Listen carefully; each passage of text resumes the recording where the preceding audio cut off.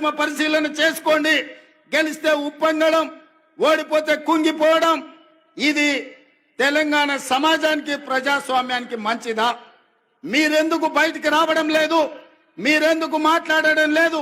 ప్రభుత్వం తీసుకుంటున్న నిర్ణయాలు మీకు నచ్చకపోతే, ప్రజలకు కష్టం వస్తే ప్రజల పక్షాన మీరు మాట్లాడవలసింది పోయి మీరు ఒక గాలి బ్యాచ్ను జమ చేసి ఊరి మీదకి వదిలినరు.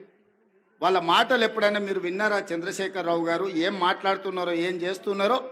ఫ్యాక్టరీలు తెస్తామంటే వద్దంటారు, పరిశ్రమలు పెడతామంటే వద్దంటారు, రోడ్లు వేస్తామంటే వద్దంటారు, RRR కడతామంటే వద్దంటారు, బ్రాహ్మణ వెళ్ళి పూర్తి చేస్తామంటే వద్దంటారు, ఫార్మా సిటీ కాదు అది ఫ్యూచర్ సిటీ అంటే వద్దంటారు, మన ఫాక్సికాన్ పెట్టుబడులు తెస్తామంటే వద్దంటారు, మీకు ఇచ్చిన మెడికల్ కాలేజీలు పూర్తి చేస్తామంటే వద్దంటారు. ఈ రోజు ఏది అయినా వద్దనడం తప్ప ఇంకొక మాటనే వాళ్ళకి తెలుస్తలేదు.